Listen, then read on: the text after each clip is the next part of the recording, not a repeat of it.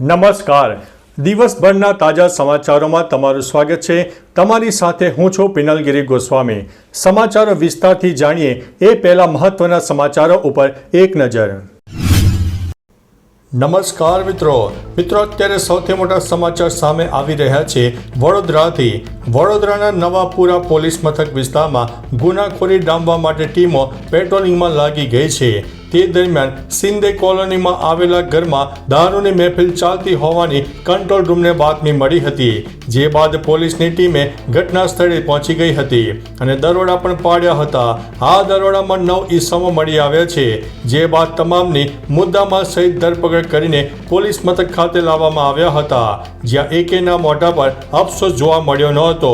ઉપરથી કેટલાકના મોઢા હસતા હોય તેવી તસવીરો પણ સામે આવી રહી છે. મિત્રો, અન્ય મહત્વના સમાચારની વાત કરીએ તો વડોદરાનું તંત્ર સંભવિત પૂરની પરિસ્થિતિ સામે સજ્જ બન્યું છે. પાલિકા, પોલીસ અને કલેક્ટરની સરાહનીય પ્રયાસ સામે આવ્યો છે. ડિઝાસ્ટર મેનેજમેન્ટના વર્કશોપનું પણ આયોજન કરવામાં આવ્યું હતું. તમામ સાથે મળીને આપત્તિ સમયે લોકો સુધી મદદ પહોંચાડશે.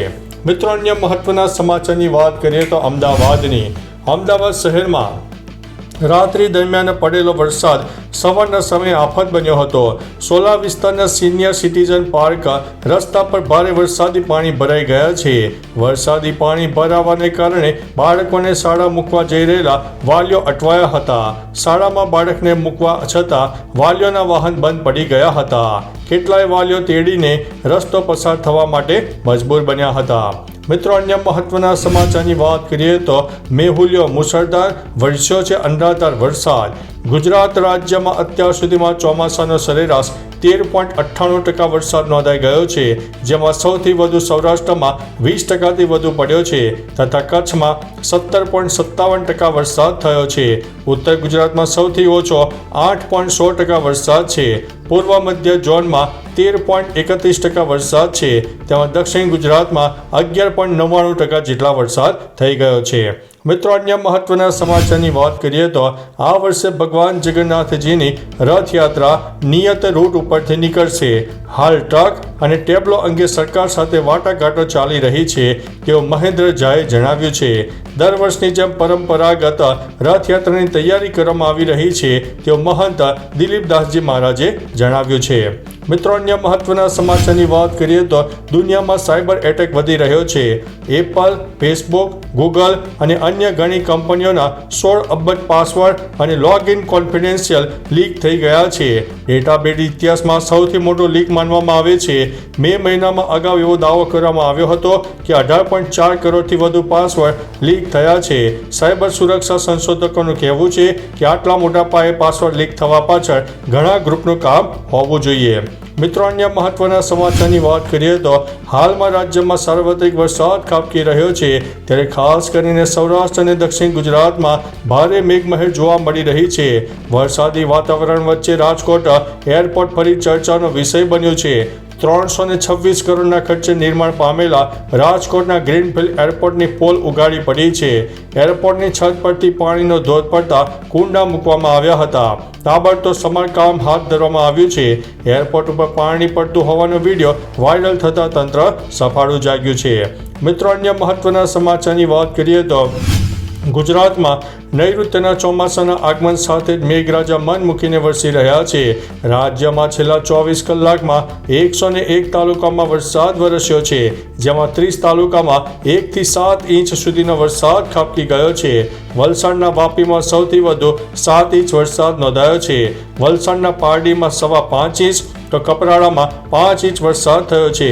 ભારે વરસાદના પગલે અત્યાર સુધીમાં કુલ 4 જિલ્લામાં 1060 લોકોનું સ્થળાંતર કરાયું છે, જ્યારે 189 લોકોનું રેસ્ક્યુ પણ કરાયું છે. હવામાન વિભાગ દ્વારા શુક્રવારે એટલે કે 20મી જૂને ડાંગ, નવસારી, વલસાડમાં રેડ એલર્ટ, જ્યારે દાહોદ, મહીસાગર, ભરૂચ, સુરત, તાપીમાં ઓરેન્જ એલર્ટ જારી કરવામાં આવ્યું છે. મિત્રો, અન્ય મહત્વના સમાચારની વાત કરીએ તો રાજ્યમાં સત્તાવાર રીતે ચોમાસું પ્રવેશી ગયું છે. રાજ્યના સૌરાષ્ટ્ર અને દક્ષિણ ગુજરાત સહિત મોટાભાગના વિસ્તારોમાં ગાજવીજ ધોધમાર વરસાદી માહોલ જોવા મળ્યો.